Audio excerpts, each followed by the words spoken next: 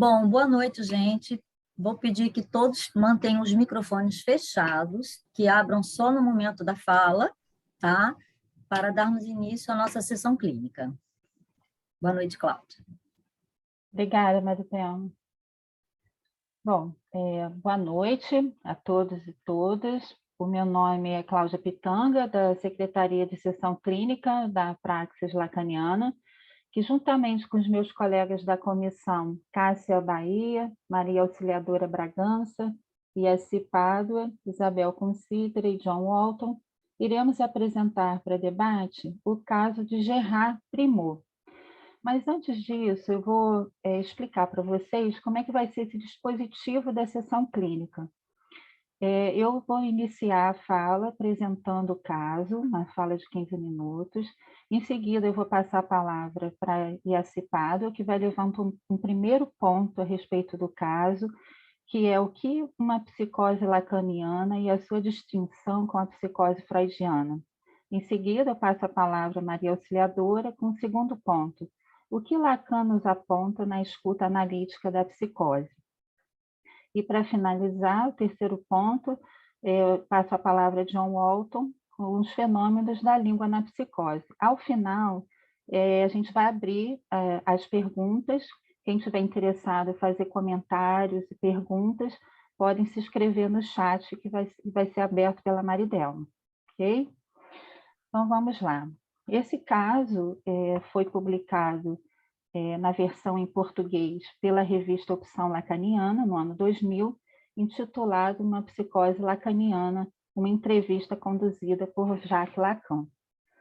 Trata-se de uma entrevista conduzida por Lacan em 1976, no Hospital de Saint-Aignan, com um paciente hospitalizado, sendo uma das famosas apresentações de doentes muito comuns entre os psiquiatras, mas que podemos verificar uma subversão que Lacan faz dessas apresentações clássicas da psiquiatria, pois ele se deixa ensinar por aquilo que escuta. Gerard Primor tem em torno de 26 anos e foi diagnosticado há 2 anos antes da entrevista com delírios paranoicos. Ele havia sido internado após uma tentativa de suicídio relacionada a sentir-se manipulado por falas impostas e telepatia. Ele é filho único e seus primeiros sintomas ocorreram aos 15 anos. Aos 19 anos, ele foi internado pela primeira vez. Nessa ocasião, ele acreditava ser a reencarnação de Nietzsche e depois de Arthur. Ele vinha tendo uma piora progressiva de seu estado e por isso passou a insultar os seus vizinhos, que, segundo ele, escutavam todos os seus pensamentos. Na condução dessa entrevista, é possível verificar na fala de Primor o uso que ele faz da língua, como os efeitos da foraclusão do nome do pai e das consequências da inexistência de um significante mestre. Primor faz um uso peculiar da língua e dos tempos dos verbos, pela qual cria novas palavras e neologismo, como o extrato e substrato da língua, como o próprio paciente esclarece, o que chega a tornar a tradução do texto dificultosa, segundo a nota do tradutor. Esse caso em especial foi nomeado por Lacan como uma psicose lacaniana, a diferenciando de uma psicose freudiana. Essa distinção posta inicialmente nos coloca uma interrogação a respeito dessa distinção feita por ele, o que faz com que nos voltemos ao texto para que nas suas passagens possamos buscar os possíveis pontos em que Lacan pode ter se situado para fazer essa distinção. Gerard Primor e suas variações e decomposições Primar Gerard parece ter sido um nome criado pelo próprio paciente que inicia sua fala instigado por Lacan, dizendo que não consegue se controlar e que está dissociado da língua. Uma dissociação entre o sonho e a realidade e que está sempre alimentando o seu fluxo imaginário. As falas que lhe são impostas surgem como explosões, segundo o paciente que diz, como uma emergência que se impõe ao seu intelecto e que não tem significado, se diferenciando, se considerando o senso comum. São sentenças que emergem, que não são refletidas, que ainda não foram pensadas, mas que são uma emergência, expressando o inconsciente. Elas se impõem no meu cérebro, como ele diz. Ele exemplifica: você matou o passarinho azul, para que tenha uma sentença reflexiva, que contrabalança a fala imposta. Como um outro exemplo, Dr. D é simpático, sentença imposta. Mas eu sou insano, sentença reflexiva. Ao dar mais um exemplo de fala imposta, ele diz: ele vai me matar o pássaro azul. Ele diz que trata-se de um sistema anárquico, é um assassinato político, um assassinato político, que ele explica que é uma contração de palavras assassinato, assassinate, francês, e assistência, assistanate, que evoca a noção de assassinato. Ele também diz que há uma linguagem simples que usa na vida cotidiana e há uma outra linguagem que tem uma influência imaginativa, com a qual desconecta do real das pessoas à sua volta. Nota-se que Primor faz perfeitamente bem a diferença entre o que pertence ao mundo real e ao mundo imaginativo, e que as sentenças impostas, que por vezes surgem para agredir uma pessoa, não são como pontes entre o mundo imaginativo e o mundo chamado de real. São dois mundos completamente separados. Diante disso, Lacan intervém. Sim, mas finalmente o fato é que você mantém uma distinção clara. Há 2 anos atrás, quando ele queria livrar a França do fascismo, ele se sentiu ouvido pelos radialistas do programa de rádio, como transmissão do pensamento. Ele relata que o que se passa, ele diz, né? O que se passa no meu cérebro é ouvido por certos receptores telepatas. Essa experiência o levou a um grande sofrimento e a tentativa de suicídio. Lacan encontra nessa entrevista alguém que tinha lido os seus livros e sabia que ele era uma personalidade bastante conhecida. Por isso, Primor estava ansioso com esse encontro. Primor tinha um certo grau de erudição e, como leitor de Lacan, se utiliza de termos lacanianos para descrever o que se passa com ele, se utilizando de termos como real, simbólico, imaginário, linguagem e expressões como toda fala é significante. Onde estaria a particularidade desse sujeito psicótico que fez com que Lacan se interessasse por ele? Nesse momento do seu ensino, na década de 70, Lacan estava literalmente às voltas com os nós de barbante.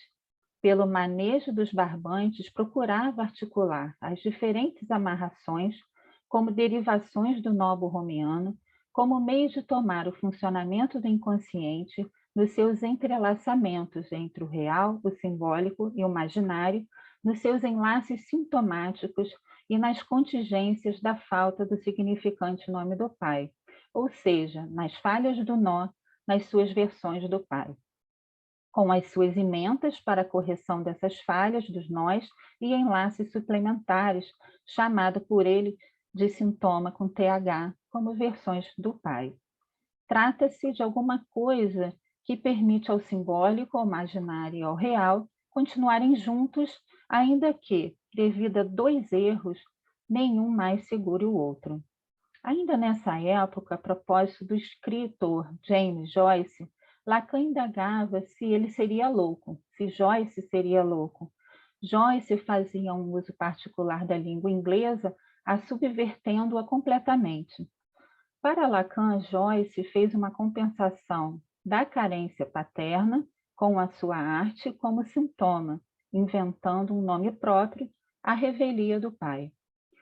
Lacan menciona o caso de Gerard Primor na aula de 17 de fevereiro de 1976, a propósito do seminário Sintoma, que é o seminário 23, e expõe o seu interesse pelo que diz Primor a respeito das falas impostas, mas também pelo que o paciente vivencia na sua experiência como telepata.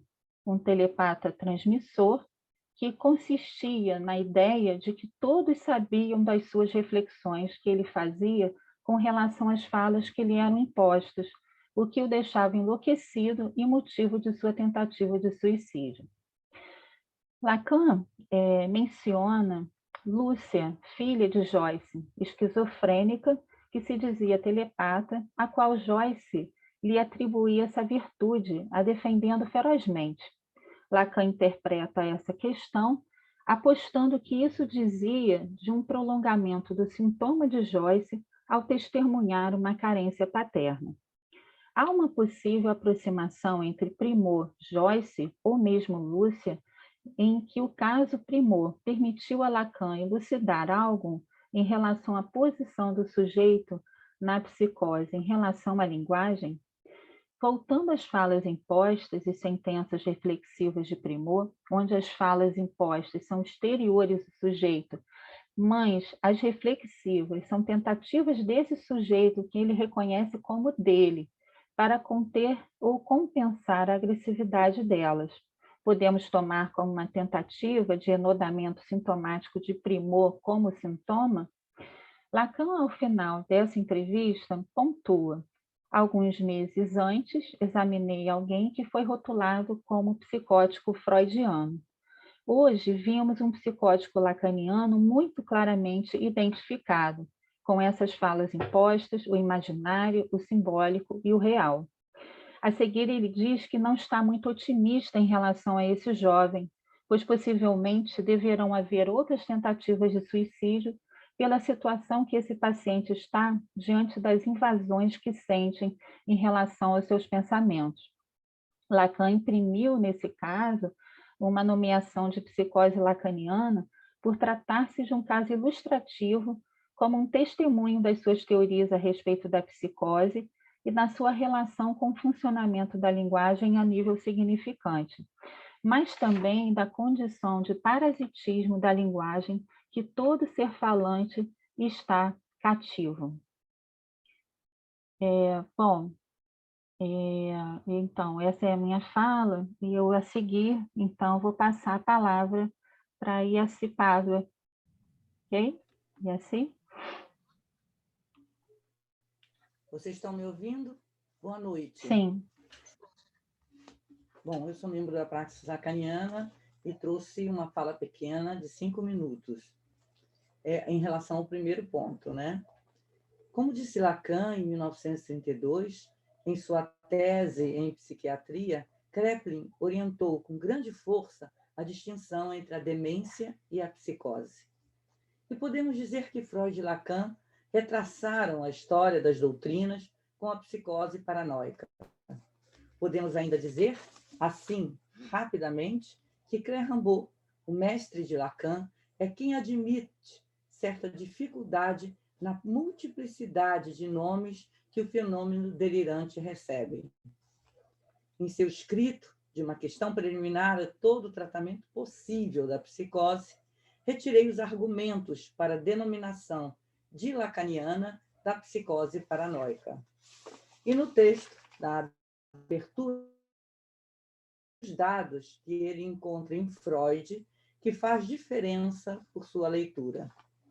Em seu escrito, partindo do termo percepção, Lacan se pergunta se o perceptum, se o percebido em si, deixa um sentido unívoco nos percipiens, no sujeito.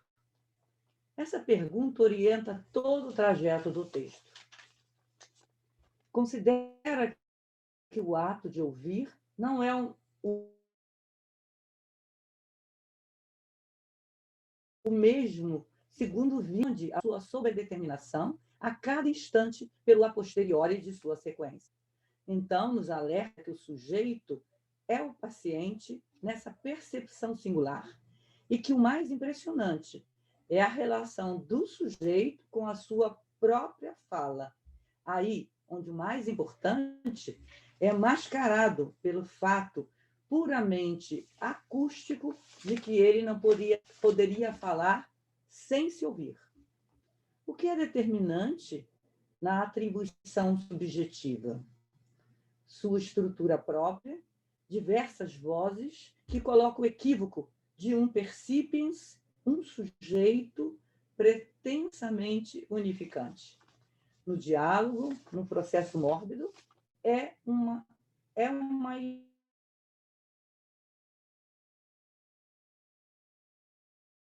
Está falhando para mim. Travou para mim também. Ah, não sei se está para outro. Então, parágrafo. O que é determinante E na assim, atribuição subjetiva? E assim, desculpe te interromper, mas a sua internet está caindo para várias pessoas, então é uma coisa da sua internet. Não Ela sei vai se vale a repetir, pena. ela vai repetir o parágrafo. Tá. Cássia, veja se é esse o parágrafo onde caiu. O que é determinante na atribuição subjetiva?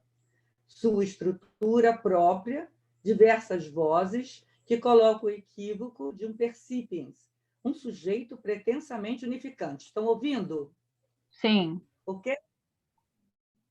Pegou. No diálogo, no processo mórbido, situa-se o sentimento de intrusão de uma palavra como desenvolvimento de defesa. Se falarmos de defesa, falamos de defesa a qualquer alienação pelo surgimento do significante. Uma palavra surge para fazer-se ouvir, porque media o lugar onde não tem nome. Ela não pode acompanhar o sujeito sem dela se desligar pelo travessão da réplica. A cadeia interrompida também é uma irrealização. Lacan nos diz que o presidente Schreber, com suas memórias de um doente dos nervos, é uma introdução à fenomenologia da psicose e que elas fornecem a base para uma análise estrutural. Lacan segue o conselho de Freud e retoma essas memórias. Essa análise revela a relação entre o significante e o sujeito. Messier Primor nos traz as palavras como palavras impostas. E, segundo Lacan, são impostas na neurose e na psicose. E também nos traz o real, o simbólico e o imaginário em suas falas. A apresentação da tradução situa que nada autorizava a ter dúvidas a respeito da autenticidade da experiência de Primor sobre as palavras impostas, mesmo que tenha lido os escritos. As palavras impostas, assim como o real, o simbólico e o imaginário que Primor traz, os confirmam como lacanianos. E a propósito da diferença com Freud, encontramos no texto Abertura da Sessão Clínica que Lacan diz que Freud não isola o inconsciente como função simbólica, que essa direção é dada pela clínica psicanalítica, pela experiência do sujeito na análise. Por isso é que ele pergunta por que a clínica não é melhor assegurada? Por que não se demanda razões aos psicanalistas sobre o modo como se conduz nesse campo freudiano? Nos lembra também que Freud jamais acreditou que pudesse alcançar a verdade.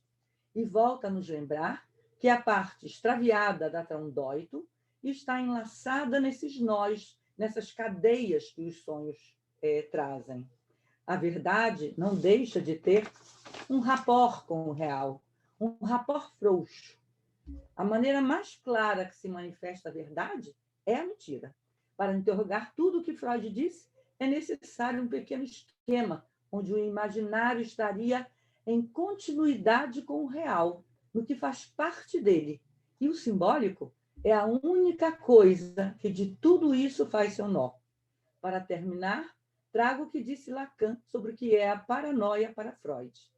A paranoia, a psicose, é para Freud absolutamente fundamental. Nela, o significante representa o sujeito para um outro. Bom, esse é o meu texto. Obrigada, Iaci. Vou passar a palavra, então, para a Maria Auxiliadora. Você abre o seu áudio, tá, Dora? Por favor. Boa noite. O tema que eu vou falar é o que Lacan nos aponta na escuta analítica da psicose.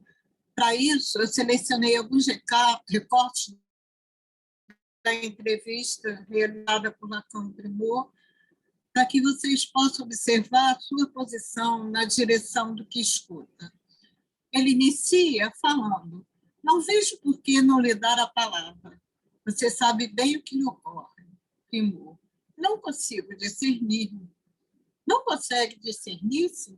Explique-me o que se passa com você. Primor: estou desconcertada a respeito da linguagem. É uma disjunção entre sonho e realidade. Há uma equivalência entre dois mundos em minha imaginação, e não uma predominância. Entre o mundo e a realidade se produz uma disjunção. Encontra-me constantemente à beira de que flua o imaginativo. E depois, o que mais? A que chama você a palavra, assim me contaram, a palavra imposta. A palavra imposta é uma emergência que se impõe ao meu intelecto e que não tem nenhuma significação corrente. São frases que emergem não reflexivas, lançadas, senão como emergenciais que expressam o inconsciente. Lacan, prossiga. Emerge como se eu fosse, não sei, manipulado. Não sou manipulado, mas não consigo explicar-me. E outro momento, o Primor diz: quando tenho contato, sou agressivo interiormente. Não posso dizer mais. Lacan, você conseguirá me dizer-me como sucede. E tento a compensar. Sou agressivo, não fisicamente, senão interiormente. Tendo a compensar no nível das frases impostas, me expressei mal, me manifesto em seguida. Tendo a recuperar as frases impostas, a falar amavelmente a todo mundo, belo a todo mundo. Em outros momentos, tenho frases agressivas impostas. Tome seu tempo para orientar-se. Ele, há vários níveis de vozes. Lacan, por que as chama vozes? Porque as ouço interiormente. Bom, na psicose, nos diz Lacan, há uma necessidade de produzir discurso, uma suplência por serem sujeitos que estão na linguagem, mas fora do discurso.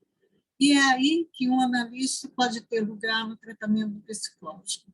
No seminário 3, Lacan nos diz que o psicótico é um ato do inconsciente, no sentido do que literalmente testemunha o inconsciente. Por causa de sua carência na função fálica, fica fixado, imobilizado, numa posição que o coloca sem condições de restaurar autenticamente com o próprio o sentido do que ele testemunha, sem condições de partilhá-lo com os outros. Isso leva Lacan a nos dizer que aí está um lugar possível para o analista, o do secretário do alienado, fazendo circular a produção e procurando junto a ele um significante que possa reorientar a sua posição. Em relação às palavras impostas, Lacan nos diz que é por não sentirmos que as palavras são impostas que o que chamamos doente vai muito mais longe do que o que chamamos saudável. E pergunta: por que um homem dito normal não percebe que a fala é um parasita, uma excrescência, uma forma de câncer pela qual o ser humano é afligido? E tem uma outra passagem, mas eu não sei se vai dar tempo. Falta quanto tempo, Cláudia? Só 1 minuto, né? Eu queria situar.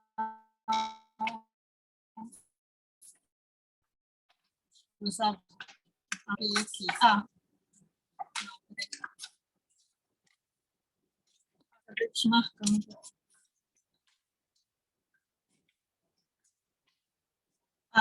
Não. Gente, eu desmarquei aqui. onde eu ia ler. Perdendo tempo. Eu posso falar depois também. Isso, depois, quando você achar, no debate a gente fala. Eu posso depois falar, porque eu acho que foi outra frase também que eu marquei, mas eu perdi. Tá? Ele vai falar dos pássaros azuis. Uhum. Tá bem? Desculpa, mas eu não estou encontrando. Finalizou, Dona? Então, depois você volta com esse exemplo, bem. né? Obrigada. Tá bem. Então, vou passar a palavra para John. Boa noite. Boa noite. Vocês estão me ouvindo bem? Porque está uma barulheira aqui, mas dá para me ouvir bem por aí? Tá. Bom, eu vou falar sobre os fenômenos elementares da língua nas códigos. Eu vou enumerar esses fenômenos e depois eu vou ilustrar com as falas que o seu Primor dirigiu a Lacan na entrevista. Tá? Os fenômenos elementares da língua nas psicoses são os seguintes. A alucinação audioverbal, na qual a cadeia significante se impõe em sua dimensão de voz. A mensagem interrompida, que é uma forma interrompida da cadeia significante, na qual um sujeito, um interlocutor, no lugar do grandioso, assume uma relação de desafio.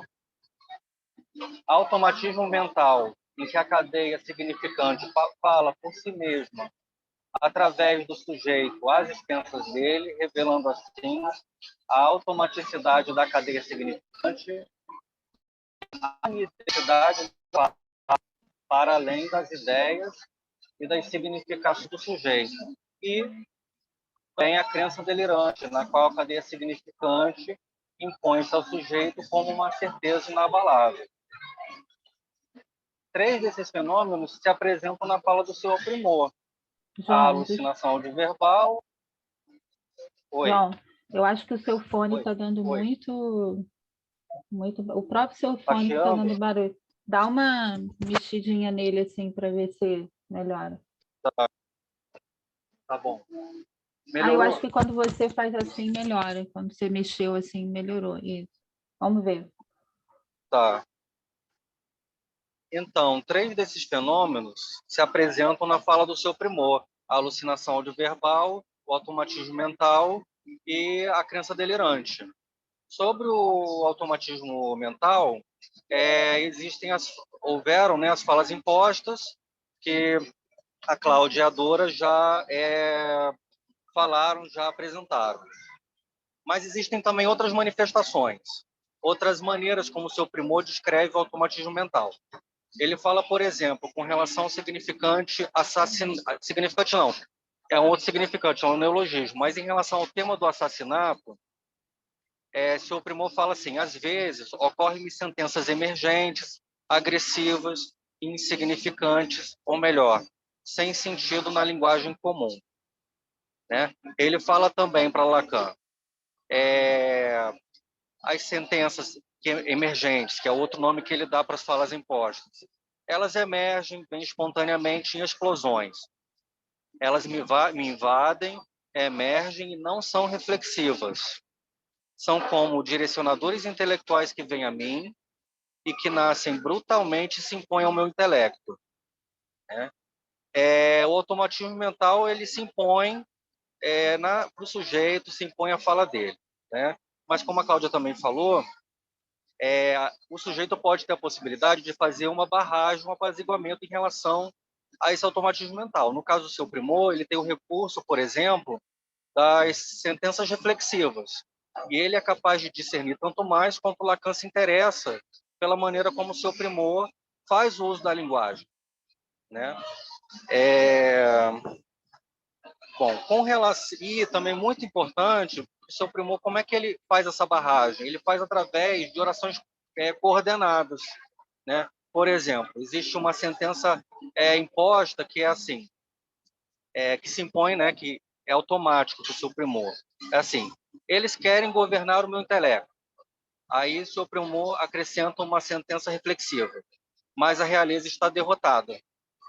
Então, fica: Eles querem governar meu intelecto, sentença fala imposta, mas a realeza está derrotada, sentença reflexiva. Então, ele faz o quê? Uma oração coordenada, né? Isso não é elementar, mas é secundário, mas é uma maneira de se responder, né, esse fenômeno. Bom, com relação às vozes, isso se apresenta no seu primor na telepatia, e inclusive, um dos motivos principais pelos quais ele é internado, como a Cláudia mencionou, né? Bom, e também em relação à crença delirante, né? Que também em relação à telepatia, Lacan chega a interrogar se trata mesmo de um delírio, mas me parece que pela maneira como o seu primo confirma a telepatia, e como ele fala também que a telepatia e as falas impostas se apresentaram na mesma época, então me parece que pode ser também uma crença delirante que se põe também para o seu primor. Então, bom, esses fenômenos elementares da língua, né, se apresentam no diálogo com Lacan, né, e nos permitem testemunhar a céu aberto que o inconsciente é um discurso do grande outro e também nos permite testemunhar a autonomia da linguagem e do significante em relação ao eu, em relação à consciência, né, que possibilita a nós, né, ler a relação entre o sujeito e o grande outro na psicose, na qual o grande outro invade o sujeito porque falta o significante do nome do pai, é um significante que falta na cadeia e por isso o sujeito fica invadido pelo grande outro, né? Tanto mais quanto ele tiver dificuldade de fazer essa barragem.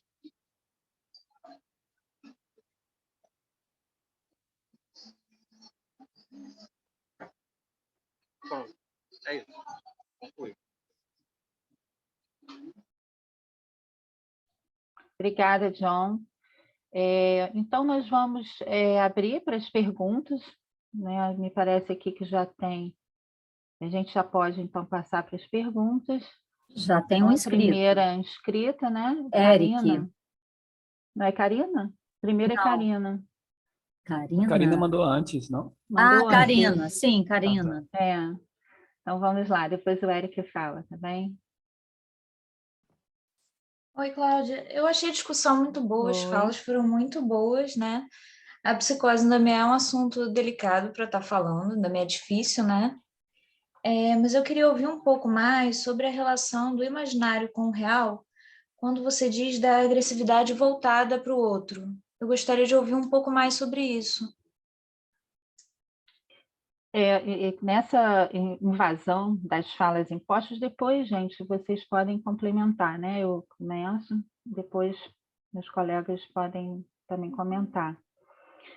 Me parece assim que a peculiaridade desse paciente tinha a ver com o fato de que ele era invadido por essas falas impostas, que tinha uma conotação agressiva, né? Mas ele tinha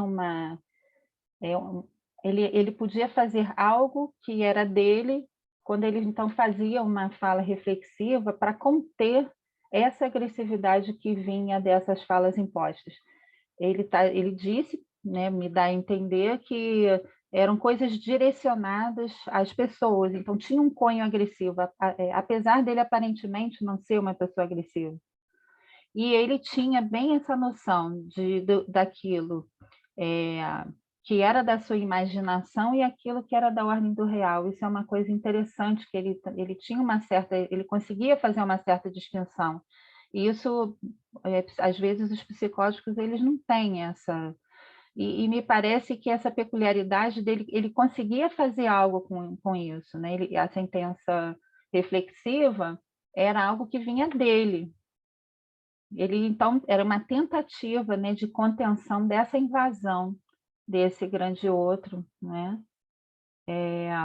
E que ele dizia que então ele tentava neutralizar, compensar essa agressividade, né, que tinha contida nessas falas impostas.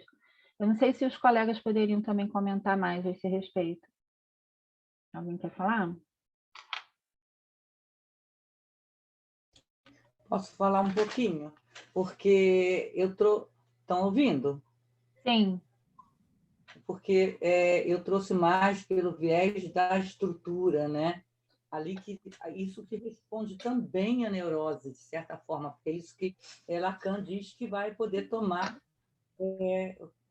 da mesma forma como Freud tomou a questão da estrutura em relação à relação do sujeito com o significante, né? Então, parece que é um próprio efeito do trabalho dos significantes no movimento que os significantes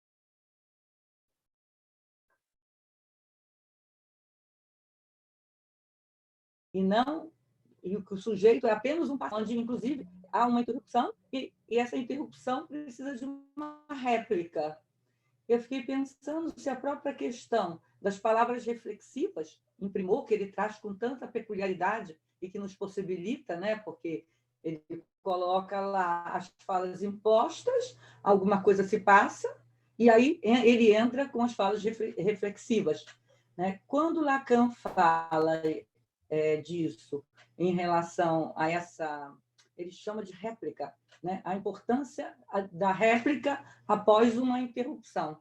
Então, ele parece que ele está nos dizendo, não sei, né, que Primor aí está nos ensinando em relação ao próprio movimento dos significantes nessa cadeia, né? Já que se pensa, por exemplo, que a alucinação verbal ela é auditiva. Ele diz, não, de forma nenhuma, né? Ela vai pelo encaminhamento dos significantes que trazem um sujeito a um determinado movimento, né? E é pela cadeia, num a posteriori, num movimento a posteriori de um significante para outro significante.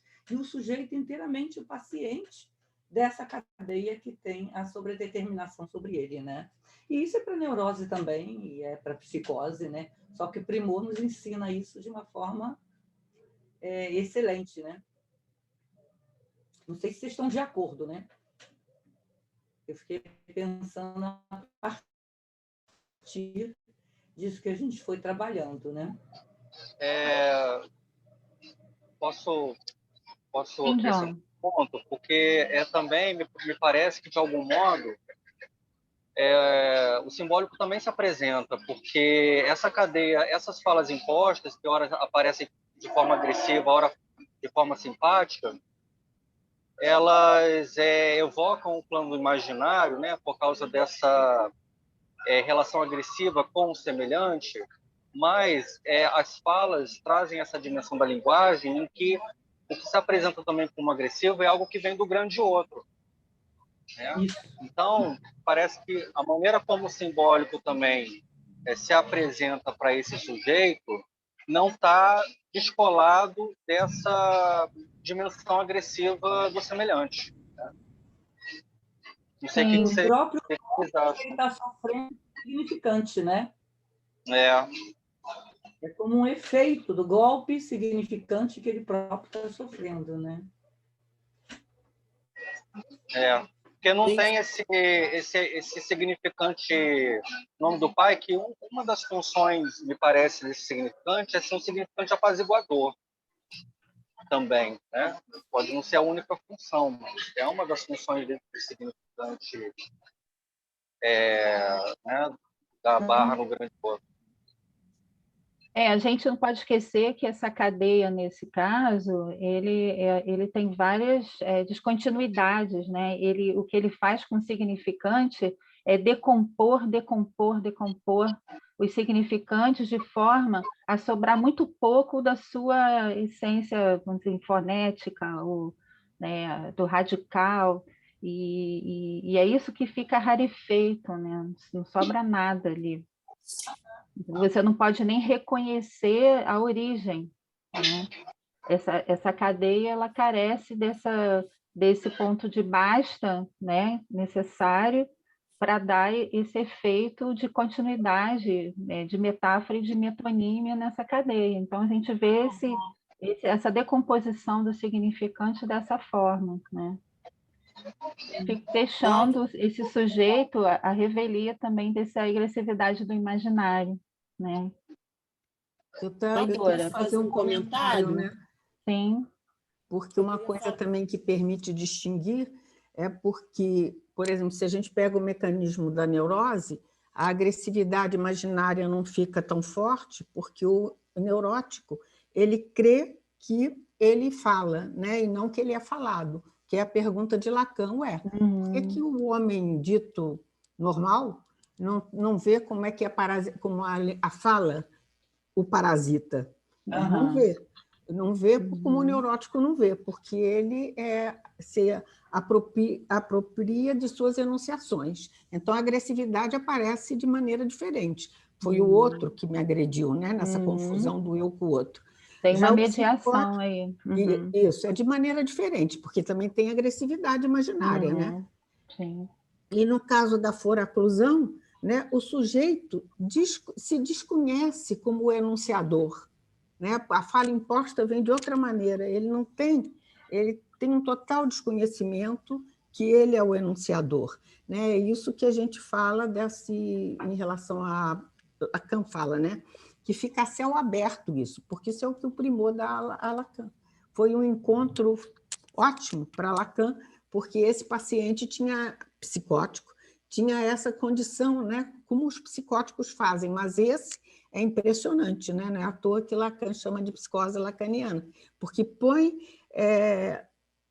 a céu aberto toda essa questão de como ele está tomado pela linguagem. Na verdade, na fala de reflexão, ele é totalmente invadido e exposto. E aí que está maior, que ele é mais enlouquecido, e aí que ele ataca os vizinhos, ou acha que os vizinhos estão descobrindo alguma coisa da intimidade dele, né? É como vem para ele. Né? Por isso que isso esse enlouquece caso... tanto que o suicídio está em relação às falas reflexivas. Bom, era isso que eu queria comentar. Posso fazer um comentário, Cláudia? Sim, É que acho que tem a ver com o que vocês mesmos estavam falando. Eu não sei se na hora que a Dora comentou as falas dele, um minutinho só que eu acho que caiu aqui no chão. Mas, enfim, ele diz que, para ele, os mundos, né, da imaginação e do... Porque é interessante, por que eu pensei em trazer esse comentário? Porque ele não só... Tem algum barulho forte. Tem ele não áudio só aberto. Narra, né, o que foi acontecendo com ele em relação a ser internado, tentativa de suicídio, a questão com os vizinhos, como ele também tem uma certa interpretação, não sei se a gente poderia falar nesses termos, mas ele tenta explicar para Lacan o que acontece com ele. Então, ele fala que os mundos dele, da imaginação e o mundo da realidade, são distintos, né? E aí, quando ele fala isso, gente, onde é que está aqui?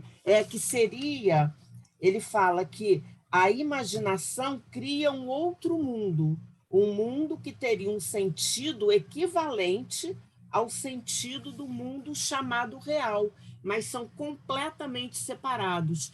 E aí uma coisa que eu escutei algumas pessoas falando é que ele tem um certo relançamento disso, ele fala isso e no final, depois de afirmar várias sentenças semelhantes a essa, de dizer que esses mundos são separados, aí ele fala assim: sou consciente desse mundo separado, mas não estou certo de estar consciente de que esse mundo é separado.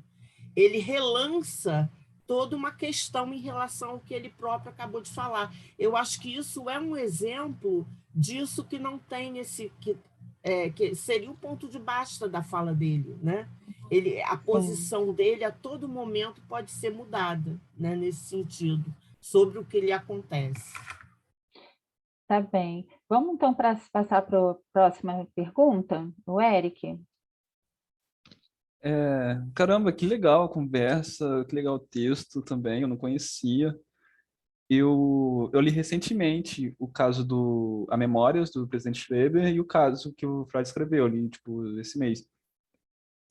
E aí foi muito legal ler isso aqui, porque, nesse caso, tem muita coisa que parece, assim, que lembra o Schreber. Essa invasão das falas, né? Essa coisa da telepatia, de estar sendo invadido, assim. uma diferença boa é que, nesse caso, dá para ver assim como foi o atendimento, né? Como que se posicionar perante um psicótico. Que lá no Schreber, o Freud leu o livro, né? Escreveu depois. Então, né? Assim, é mais difícil pensar como seria o atendimento. E aí, enfim, eu queria perguntar, assim, ó, é uma pergunta, mas também não sei se é muito relevante, se atém nessa questão de ser uma psicose lacaniana. Não sei se isso é uma coisa assim, realmente importante ou se Lacan está sendo mais chamativo, porque eu não entendi, na verdade. Assim, o que seria uma psicose freudiana e o que seria uma psicose lacaniana? E se tem essa diferença, de fato, se o presidente Schreber também não seria uma psicose lacaniana, porque eu não vi nada aqui no Primor que não esteja de alguma maneira indicada lá no Schreber. E aí a outra pergunta, essa primeira eu acho que foi mais para a Yassi, acho que ela falou mais sobre isso, né? Mas quem quiser falar também quero escutar. Sobre a segunda pergunta é sobre a questão da transexualidade, né? Que eu acho que seria legal, assim, conversar um pouco sobre isso. Que o Lacan estava atendendo, né? Aí começa a falar de uma moça, e aí o Lacan pergunta assim, acho que meio do nada. Cadê? Peraí. Se o paciente já usou maquiagem. Eu achei meio do nada. E aí o paciente começa a falar que sim, né? E aí fala que sente que tem falo pequeno, e o Lacan pergunta se ele é transexual. Aí eu queria escutar um pouco mais, assim, sobre a importância do sexo para a psicose, né? Acho que tem alguma coisa aí que eu queria escutar um pouco mais. E assim, A pergunta está em relação ao meu ponto, né? Você, então, não conseguiu, eu não consegui transmitir, então, essa diferença, né? Vamos voltar, porque não é assim tão complicado. Me parece que fica claro, né? Inclusive na apresentação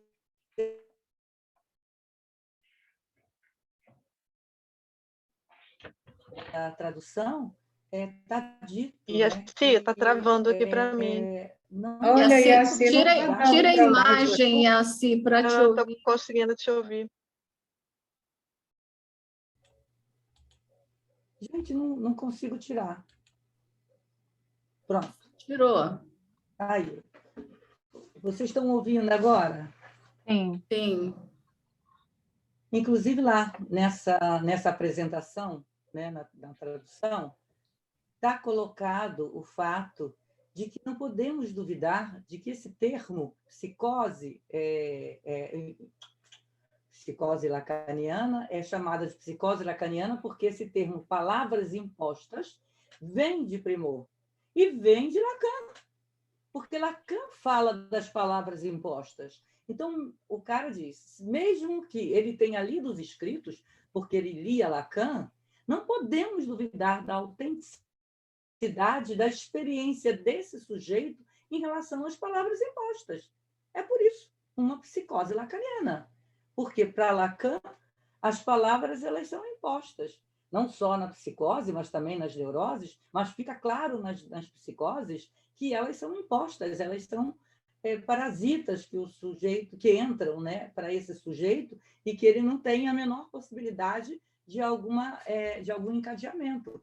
Ele está muito mais aviltado pelos significantes, sobredeterminados pelos significantes, sem poder coordenar alguma coisa aí, né? Sem poder fazer essa diferença que os neuróticos fazem em relação aos significantes, que se sabem, né, se pensam. Os neuróticos pensam que eles é que falam. Na verdade, eles são faladas, porque eles têm significantes, o significante nome do pai, que possibilita a eles um certo ponto de baixa que permite que eles se tomem como aqueles que articulam. Eles são aqueles que enunciam. E, de certa forma, sim, são aqueles que enunciam. Na psicose, pela falta desse significante, ele não se sabe aquele que enuncia, né?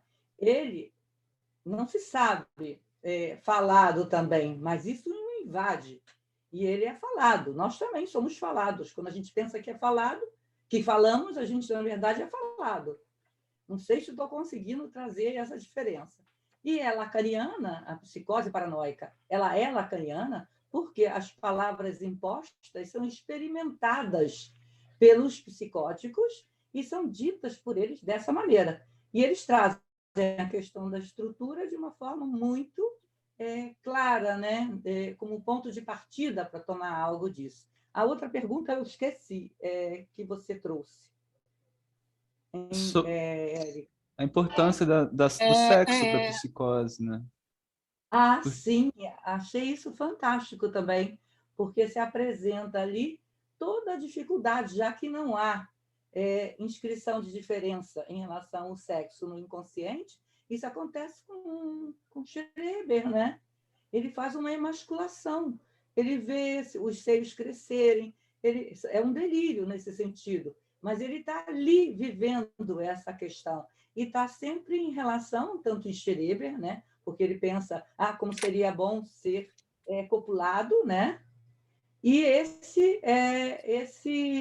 nesse caso também, ele começa a pensar como seria ser uma mulher, né? Ele acha que o pênis dele está diminuindo, né? E que ele vai se transformar numa mulher, mas ele quer também saber como é, né? Estar como uma mulher, se pôr como uma mulher. Ele começa a se introduzir aí, né? E ele vê o seu pênis diminuindo, né? Que é uma coisa que acontece, que ocorre lá com Schreber, né? Ele cria seios, ele passa esse movimento.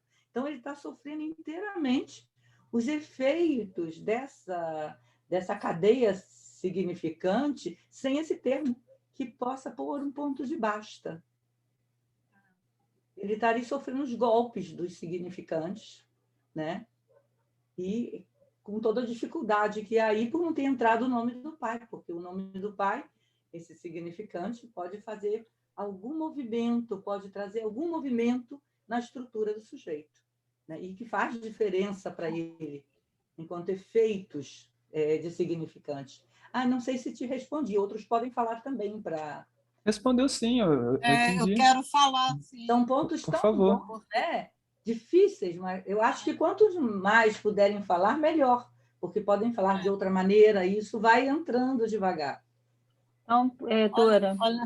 Olha só, achei o Pássaro Azul, ele estava bem aqui, estava aqui.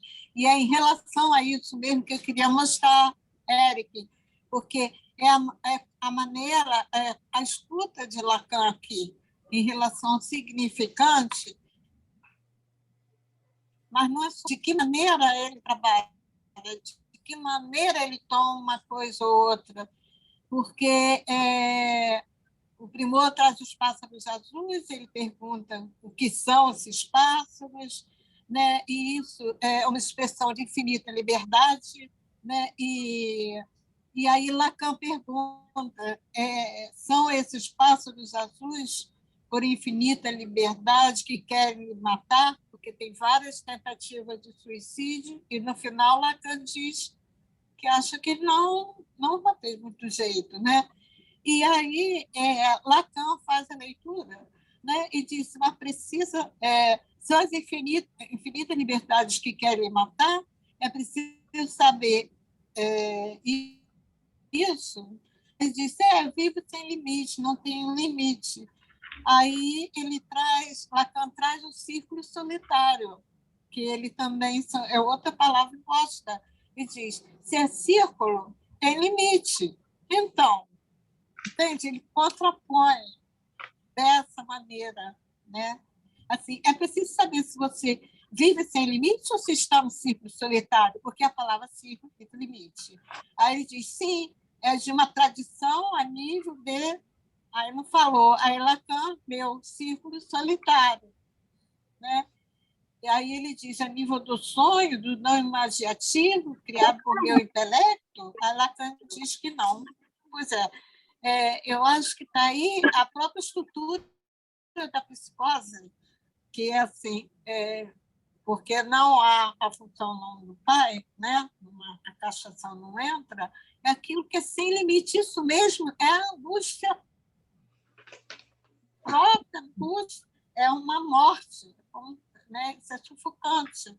E a maneira que Lacan trabalha isso aqui, né?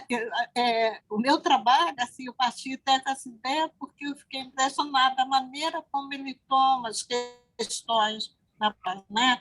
E que tem a ver com aquele secretário do alienado, é acompanhar, é levá-la a falar, fale mais, depois faz essa articulação. Eu achei muito importante. E é interessante que você lembrou, quando o Lacan responde que o círculo tem limite, que eu acho que isso foi uma intervenção, né, do Lacan, na fala do paciente, né? Não é assim, só escutar, né, assim, só uma estátua, ficar ouvindo o psicótico falar, você também, né, sim, produz algo, eu acho, né? Acho que o Lacan produziu algo ali. Eu queria falar uma coisinha, que quando você fala assim que a questão do transexualismo surgiu assim, do nada, na página 11, ele vinha falando aquela questão, né, a respeito de ter me maquiado e tal. Aí o Primor fala assim, tinha a impressão de que me tornaria um transexual. Aí Lacan fala, um transexual, digo, um mutante sexual. Ele que fala. Aí o Lacan pergunta, o que isso quer dizer com isso? Você tinha o sentimento de que se tornaria mulher, né? Então, isso lembra realmente Schreber, né? Como ele tinha o delírio de se transformar numa mulher para copular com Deus, né? Então, foi ele mesmo que trouxe. Mas eu queria falar a respeito um pouco mais da outra questão que você levantou, né? Por que seria uma psicose lacaniana? Porque nessa condução, o Lacan ele se deixa ensinar e o Primor ele vamos dizer assim, explicativo na posição dele em relação à linguagem, né? Ele esmiuça esses fenômenos da língua na psicose, né? Nessa posição, nessa condição do sujeito em relação à linguagem, de uma forma assim muito explícita, né? Assim, é um testemunho, de fato, né? E a gente pode dizer que tem lá, inclusive, os termos que ele utiliza, né? E Lacan se deixa ensinar por isso, né? Bom, assim, posso responder rapidinho? É que, assim, o que eu falei que eu, assim, achei foi meio desconexo que o Lacan trouxe, mas teve sentido, foi a pergunta de se o Primor já se maquiou, né? Foi um pouquinho acima. Que o Primor estava falando de outra pessoa, né? Uma senhora porque a moça tinha se maquiado, não foi isso? A moça tinha se maquiado. Aí o Lacan pergunta, você já se maquiou? Então, e foi uma passagem, né, que o Lacan fez. E aí trouxe a questão da transexualidade. Que é muito legal que a Yaci, né, falou que não tem inscrição da diferença sexual no inconsciente e é por isso que a psicose isso é uma questão, né? No Schreber aqui eu não tinha parado para pensar dessa maneira. Não tem assunção de uma posição sexual, né? Na partilha dos sexos. Exatamente. Mas é a partir... Eu posso só acrescentar um ponto. Estão ouvindo? É a partir da observação dele de alguém que ele diz que tem a fisionomia radiante, né? Mas que não seria como a mocinha lá, que ele tinha, a pessoa lá que ele tinha achado radiante, porque ela estava maquiada. E aí, então, que Lacan faz essa introdução da questão da maquiagem e pergunta se ele já tinha se maquiado, né? É interessante, porque todas as falas são trazidas por ele, o que dá possibilidade à posição de Lacan encontrar vias de se introduzir nessas situações que são bem peculiares, né, na psicose, para uma espécie de averiguação, de, sei lá, de poder ouvir mais sobre o que se passa ali, né? Eu queria só acrescentar que eu ia falar no que a Ci estava comentando, que um momento um pouquinho anterior a esse ponto que você chamou atenção, Eric, me pareceu isso, ele se volta para uma pessoa da plateia, que eu acho que é isso que a Si falou. É o segundo momento que ele se volta para uma pessoa da plateia. E eu acho que Lacan faz uma intervenção também para levar o assunto de volta para ele, que é dele que se trata, não é da pessoa da plateia. No início do texto, não sei se você chegou a ler, ele começa também, alguém faz um movimento e isso perturba, né, o Primor, e Lacan fala, mas esse senhor, ninguém está zombando de você, ele diz que ouviu um ruído de zombaria. Ele fala, não, ninguém está aqui zombando de você, estamos todos muito interessados no que você tem a dizer. Então, eu acho que, como o assunto era a maquiagem, Lacan pode ter levado para ele também nesse sentido, né? De não dispersar ali do que ele estava trazendo. Entendi. Legal, Cássia. Miriam? Pois não. O meu microfone agora consegui ligar. Abriu. Vocês me ouvem? Sim. Porque os sons estão sendo tão ruins que eu tive dificuldades em relação à fala da Yaci por causa do som. A do John Walton também estava muito perturbado o som. E até mesmo alguém que falou agora. Então, eu tenho dificuldade, botei fones, mas é o seguinte, a minha pergunta caiu em desuso, porque ela era exatamente sobre essa questão da diferença entre a psicose lacaniana e a psicose freudiana. Eu achei isso muito engraçado, né? Quer dizer, ter uma psicose lacaniana e diferente da psicose. Eu queria saber qual era a diferença. Quando a Yaci falou a primeira vez, isso não ficou claro, mas depois da pergunta do Eric, eu acho que aí já se esclareceu mais por quê. Eu acho que aí a Yaci deu uma resposta, então eu não estou mais muito em dúvida em relação a isso, não. A outra questão era sobre, para mim, eu não entendi. Não sei se eu não entendi porque não ouvi direito ou porque não entendi mesmo. Qual é a diferença entre palavras, as tais palavras impostas e as palavras reflexivas? O que é isso? Qual é a diferença? O que é isso? Então, por favor, não sei se foi o Walter, mas a Cláudia pode também, que eu acho que o seu som está melhor, hein, Cláudia? Eu estou com dificuldade de ouvir. Foi isso. Agora, a outra questão que surgiu já foi a partir dessa questão do transexualismo, que também foi o Eric que levantou, né, e a Yaci explicou.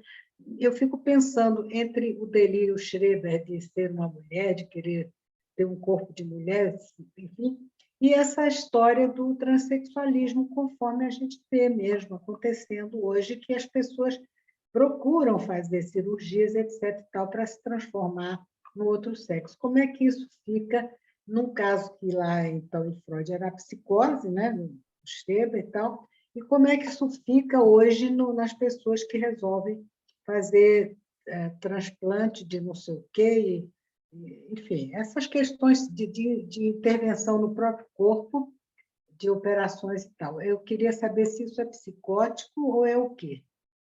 E também a outra questão das palavras impostas e reflexivas. Agradeço a vocês se puderem me dizer algo sobre isso. Obrigada. Miriam, obrigada pelas suas questões, assim, questões muito boas. Com relação às falas impostas e às sentenças reflexivas, né? Ele foi dando, o próprio paciente, ele foi dando esses exemplos, né? De falas impostas como algo que invade que o invade, né? Aquilo que vem imposto pelo grande outro, né? Que são isso que está para o sujeito na psicose, né? Ele é invadido. Porém, esse paciente, ele tentava compensar isso que vinha como uma fala imposta com uma sentença reflexiva em seguida, como uma tentativa de compensar, neutralizar aquilo que vinha como fala imposta. Isso que é um ponto diferencial desse paciente, que eu coloquei como um ponto, e ele tenta fazer alguma coisa com isso, ele tenta se utilizar de um artifício, né, algo que vem dele, porque a fala reflexiva é dele, ele tem noção que é dele, né? Talvez a gente possa pegar um exemplo aqui, que ele deu alguns, né, como fala imposta e fala reflexiva, com essa tentativa de conter isso que ele disse que vinha como agressividade nessa fala imposta, e que ele fazia essa distinção, o que era imaginário e o que era do real, né? Eu acho que tem uma peculiaridade nesse paciente, porque ele faz bem essa distinção. Ele reconhece bem aquilo pelo qual ele é invadido, que ele chama de falas impostas, que ele não reconhece como dele, mas que ele faz uma sentença reflexiva que ele reconhece como dele para tentativa de neutralizar. Ele faz algo aí, né? A gente pode dizer que faz um sintoma com TH nesse sentido, de dar uma resposta, de usar um artifício, né? Eu não sei se ficou mais claro, falando desse modo, Miriam. Olha, quer dizer, a palavra imposta, ele fala alguma coisa, ele emite uma frase, uma sentença que é imposta, e depois ele diz uma outra que aí ele acha que é dele. Na verdade, nada é, né? Mas, nada enfim, tudo pois imposto. é. Mas, enfim, exatamente. Ele aí acha que dá uma volta por cima, no sentido de dar um sentido que ele quer aquilo ali. De compensar, de neutralizar aquilo que vem de forma emergente. Ele diz que a fala imposta chega como uma explosão, uma emergência para ele, né? Mas que ele tenta responder, neutralizar, compensar com uma sentença que ele diz que chama de reflexiva, que seria dele.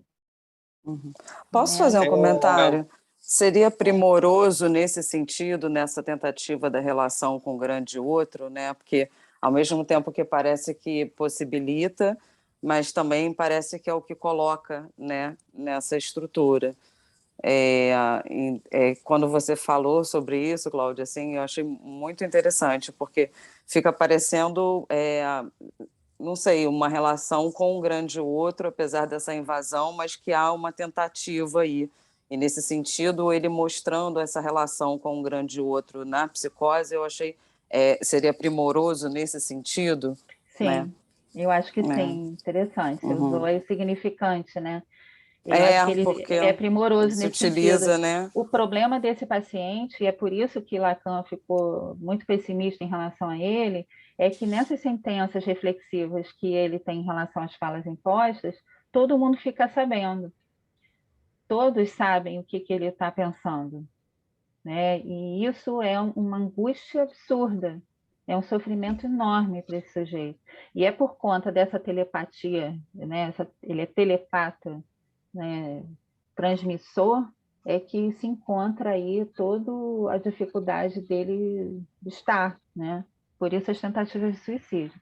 Agora, quanto à outra pergunta da Miriam, que eu acho que é uma questão muito importante, assim, interessantíssima em relação ao contemporâneo, esse mal-estar que a gente vive, que nós verificamos na clínica em relação ao corpo, né?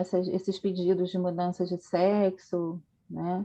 Eu acho que isso é uma questão assim, que extremamente complexa para a gente pensar. O mal-estar em relação ao corpo está para todos, inclusive na neurose, né? Mas talvez na psicose isso encontre uma radicalidade, assim, né? Posso falar uma questão sobre Pode, Isabel, uma coisa que me ocorreu em relação ao que Miriam trouxe desses cortes, né? Porque eu estava aqui pensando, né? Por exemplo, o corte, na verdade, seria... Porque tem gente que vê esses cortes como uma tentativa que controla algo, e aqui eu já li isso em psicanalistas, controlaria algo do próprio em relação à própria loucura do paciente, né? E talvez controle alguma coisa, mas, na verdade, traria algum tipo de limite em termos da castração, ou, na verdade, faz um limite, mas no sentido que cede alguma coisa no próprio corte do corpo à castração na mãe, né? Essa questão que a castração, na verdade, está na mãe. Então, eu estava pensando, porque, por exemplo, os cortes, eles estão por todo lado. Por exemplo, mesmo as cirurgias estéticas, que se corta em função de algo estético. E isso não é caracterizado como loucura. Agora, o psicótico, por exemplo, pode chegar desde as cirurgias agora, que também não são vistas como loucura, mas estão num determinado limite, esses cortes de pênis em relação à sexualidade ou essa tomada de hormônios, mas a gente sabe que o psicótico, por exemplo, pode ser capaz de mutilar, cortar um braço fora, né? O Van Gogh, né? Cortou a orelha fora, é um ato psicótico. E o que é isso? Né? Uma retirada de uma parte do próprio corpo. Bom, isso indica alguma coisa para ter um controle ou isso indica a própria maneira como está a castração nesse sentido, como diz Lacan em relação à psicose, né? Que o sujeito fica parte do corpo da mãe, né? A mãe como o lugar do grande outro, né? Estamos falando na mãe que vai a esse lugar, né? Ceder uma parte do corpo a esse lugar, né? Bom, são questões. Achei a questão da Miriam, o Eric também tinha trazido, né? São questões importantes, e essas questões estão por todo lado, inclusive nas estéticas, nas cirurgias plásticas estéticas, né? Porque não deixa de ser uma mutilação do corpo para ficar mais bonito, né? Sem dúvida, Iraci, aliás, Isabel, obrigada. Mas sobre isso, a questão que eu acho que difere um pouco de uma cirurgia para melhorar algum defeito estético e tal, entre fazer isso uma vez, uma coisa, e outras pessoas que se cortam tanto que se deformam inteiramente, né? Tem sido Também. mostrado pessoas com o rosto completamente destruído, de plásticas em cima de plásticas, faz a boca, não sei o quê, fica Está indo para a monstruosa. psicose, né? Se a gente nessa invasão, exatamente. nessa coisa de que pode tirar um braço, uma orelha, né? Sim. Tá certo. Obrigada. Sim. A Ok, gente vê na obrigada, clínica... Cláudia. Obrigada, Emília, pela sua questão. A gente vê na clínica da psicose esse trabalho de corpo, né? Esse trabalho com o corpo, essas tentativas de inscrição do significante, né? É uma questão. E na clínica da psicose a gente vê, sim, isso... Oi? Essa coisa do corpo que você trouxe agora, né? Porque Lacan diz que a gente tem um sistema, porque se Freud ele não faz, né, como ele diz, lá uma contenção, não, como é que ele fala? Ele fala que Freud não isola o simbólico, né? A função simbólica do inconsciente. Ele não isola isso. Tudo isso se dá, essa direção está pela experiência do sujeito na análise. Então, eu acho que ele toma isso como uma diferença, não que ele isole, mas que ele pode ler isso em Freud, no sentido que ele toma o inconsciente, como está colocado por Freud, pelo viés do significante, e ele pode ver que o que Freud está dizendo é que é pela experiência do sujeito na análise que é possível fazer esse isolamento simbólico, porque não é Freud quem faz o isolamento simbólico. Ele está muito atento a isso, de pegar os significantes e as cadeias. E eu acho que quando ele propõe o tal sistema, né, que eu falei no finalzinho da minha fala, onde o imaginário é pego, né, na continuação do real, é porque está a questão do corpo. Como é que esse corpo, esse imaginário, vai poder entrar se não é pelo viés desse nó que o simbólico pode fazer? Né? Eu acho que ele propõe que seria, a partir do real, o imaginário, e esse imaginário podendo fazer um nó pelo viés do simbólico. É o que tem de real do imaginário que interessa a ele. E ele propõe esse sistema para a gente poder seguir os passos de Freud, que seria o de pôr esse isolamento do simbólico na direção dada pela análise. Entenderam lá o texto, né? Mas eu entendi dessa maneira e achei muito interessante. Vocês estão... E assim? Miriam, você está aí? E assim está falhando. Estou aqui, está falhando. Está falhando. A pergunta da... Alô? Está ouvindo? Oi, querida. E assim, eu acho que você tem que escolher falar ou aparecer. Quando você liga sua imagem, aí o seu som fica ruim. Desculpa, eu esqueço, é porque eu ligo para vocês me verem, mas quando eu quero falar, eu prefiro que fique a voz. Você escutou uma coisa do que eu disse? Porque você estava falando da diferença entre Freud e Lacan.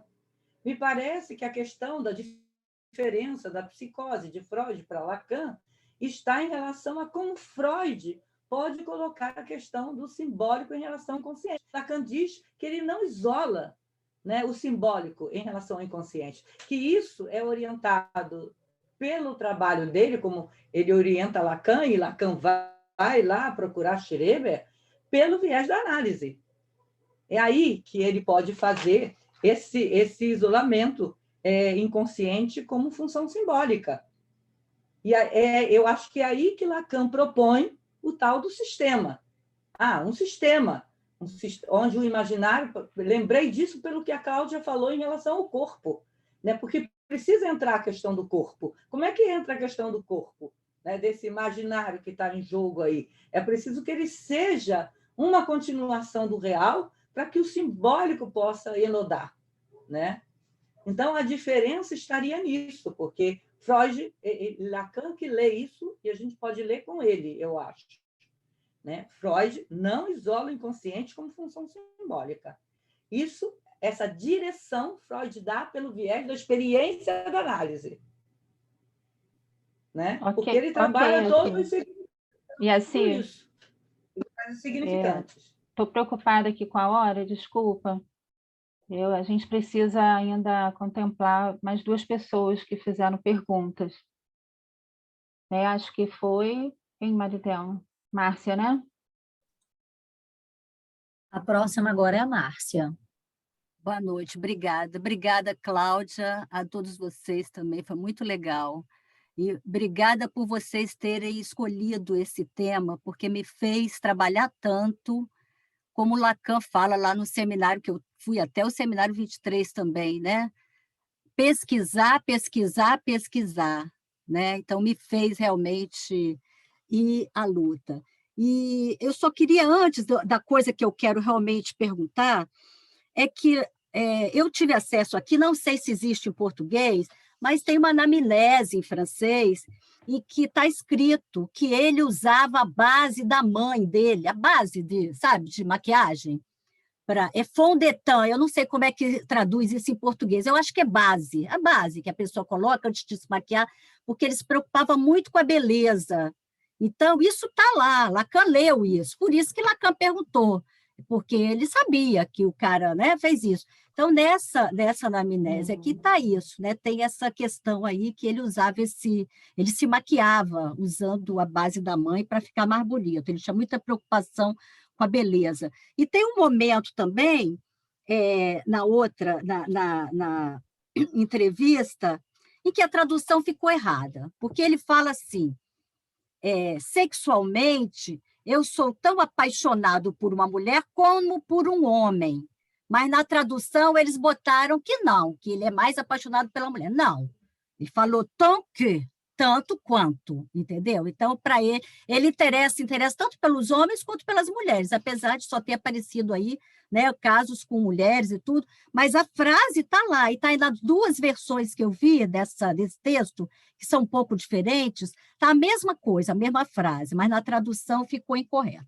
Mas agora o que eu queria, eu só estou falando isso porque como vocês comentaram sobre isso, eu nem ia comentar, que está realmente no seminário 23, e quando Lacan fala isso, que a fala, la parole est un parasite.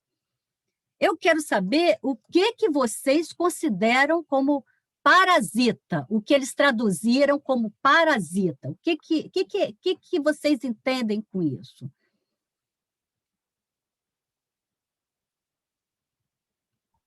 É porque se vocês entenderem o que eu entendo, eu não vou falar mais nada, mas por isso que eu quero saber o que vocês entendem por isso.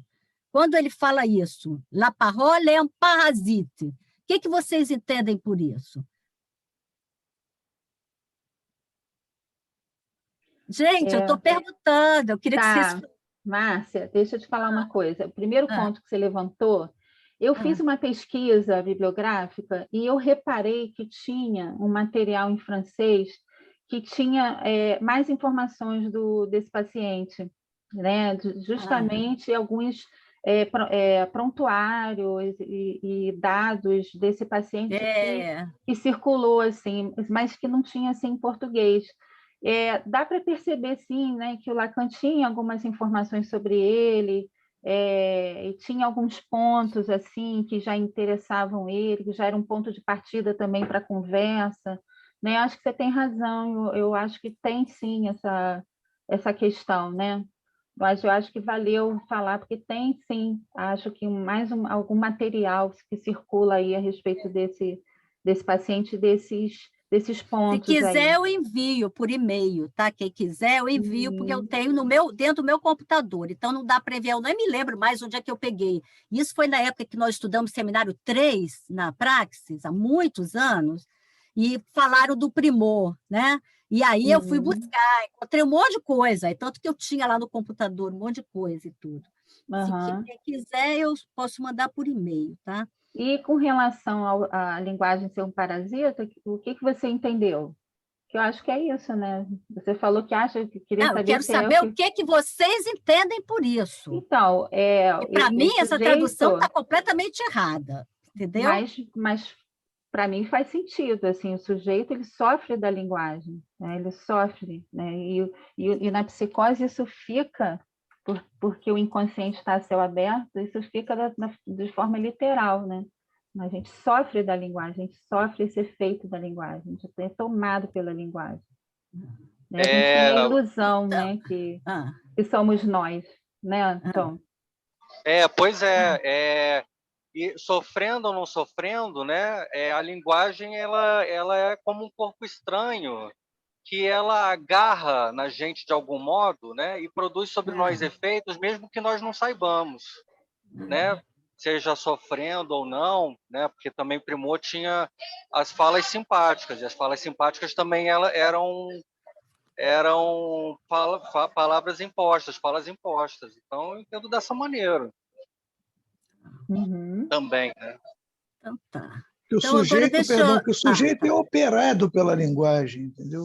Ele não opera a linguagem, ele é operado pela linguagem. E é por isso que ele é uma função do inconsciente, e por efeito de alguma operação da linguagem, como o Iaci tinha falado.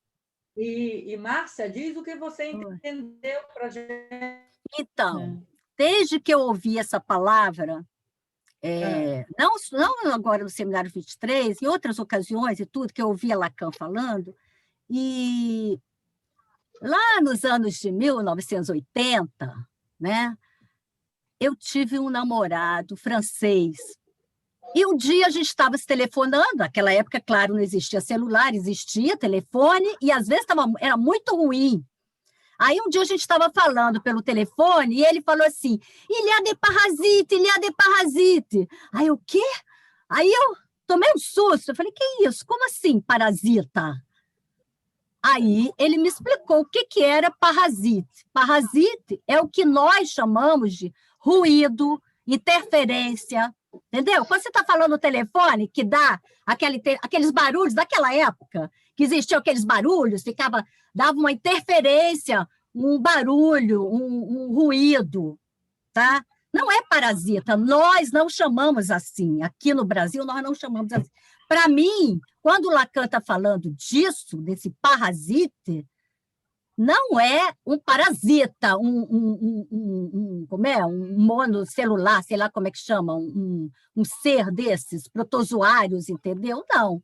Ele está falando do ruído, que é uma questão também, essa palavra é uma palavra que existe na comunicação, é uma palavra usada, é uma palavra técnica até, não só na comunicação. Eu estava esses dias lendo um livro, estou lendo um livro sobre o cérebro, e aí o cara fala do ruído, né? Quando não há uma comunicação, quando há um impedimento, alguma coisa impede que as coisas, entendeu?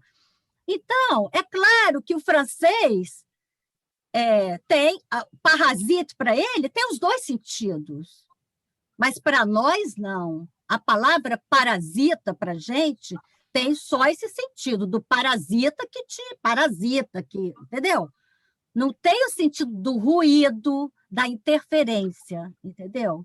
E eu continuo achando que é isso, sabe? Aí eu queria colocar essa questão e bouleverser, entendeu? Virar de cabeça para baixo as coisas, para a gente, sei lá, levar adiante, entendeu?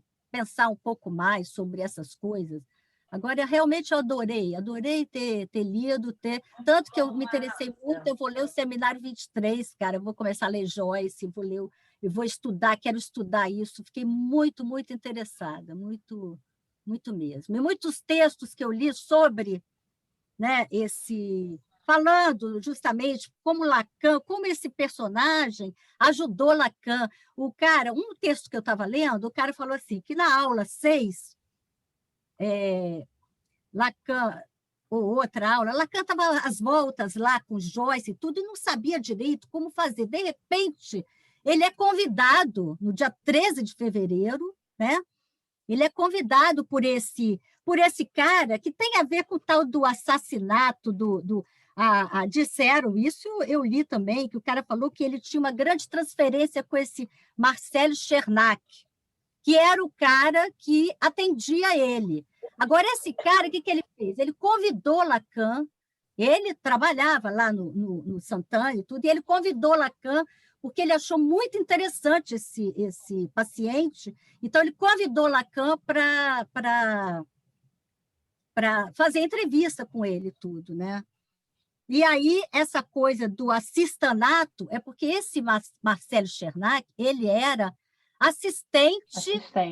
Do principal, do Domaison, entendeu? Ele era o assistente, na realidade, não era o principal, né? Eu acho que ele tinha um problema com o outro, tal do D. Eu acho que ele tinha um problema e o Chernak não. Então, por isso que ele juntou essa coisa do assassinato do assistente, sabe? Alguma coisa assim. Entendeu? Então, que ele tinha uma grande transferência. Bom, isso foi o que eu li, né? Eu decorei, aprendi tudo, mas que foi, de qualquer forma, o encontro de Lacan com esse personagem foi um grande encontro. Ele aprendeu a elucidar Joyce. Que você falou, né? E ele, foi muito legal isso, achei muito legal. Que muito bom obrigada. Que te fez aí trabalhar. Que bom, eu te agradeço aí. Mas para mim faz sentido. Parasita, tá? Para mim faz sentido. Eu achei muito boa essa outra passe, né, do significante parasita como ruído. Não sabia porque disso. A gente pode fazer essas associações de cadeia significante aí, né? Gente, eu estou preocupada que ainda tem a Tânia para perguntar. Tá bom, obrigada. Vamos lá. Cláudia, a Tânia não pôde mais esperar e já teve que sair, tá bom? Tá bom.